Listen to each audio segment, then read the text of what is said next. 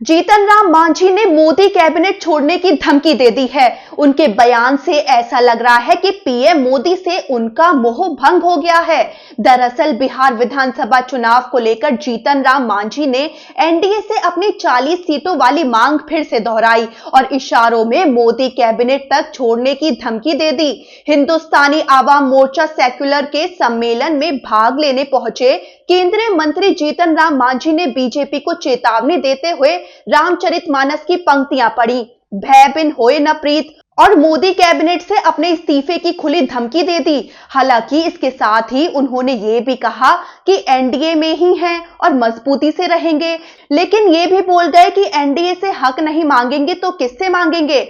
ऐसा लग रहा है कि जीतन राम मांझी बीजेपी की तरफ से चिराग पासवान को ज्यादा अहमियत दिए जाने से नाराज हैं। दरअसल मांझी की पार्टी को बीजेपी के नेतृत्व वाले एनडीए ने न झारखंड में और न अब दिल्ली में होने वाले चुनाव में एक भी सीट दी। हालांकि दिल्ली चुनाव में भी बीजेपी के नेतृत्व वाले एनडीए ने जेडीयू और चिराग पासवान की एलजेपी-आर को एक एक सीट दे दी है। इस पर जीतन राम मांझी का दर्द छलक उठा। वो बोले, झारखंड में हमको सीट नहीं मिली, दिल्ली में भी नहीं मिली। वो कहते हैं कि हमने नहीं मांगी तो नहीं मिली, लेकिन ये कोई न्याय है क्या? हमारा कोई अस्तित्व नहीं है।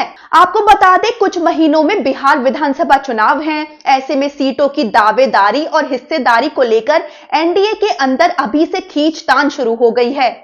जीतन राम मांझी के तल्ख तेवर बढ़ चढ़कर सामने आ रहे हैं। अब तो उन्होंने मोदी कैबिनेट से इस्तीफे की भी धमकी दे दी है।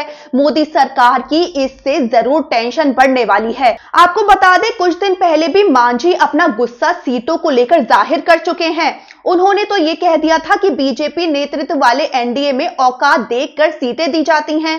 साथ ही उन्होंने ये दावा कर दिया था कि अब अपनी औकात दिखाकर रहेंगे कि क्या है। जीतन राम मांझी होने वाले बिहार चुनाव को लेकर बोले कि जनता हमें 40 सीटों में से कम 20 सीटों पर भी जीत दिला देती है तो हम उनके हक की आवाज को उठाएंगे।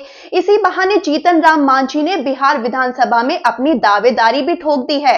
इसके साथ ही मांझी ने लोगों से यह वादा कर दिया है कि अगर उनको विधानसभा चुनाव में उनकी मांगी हुई सीट मिलती है तो वो उनके मुख्यमंत्री शासनकाल के दौरान जितनी भी योजनाओं को शुरू किया था उसे लागू करेंगे।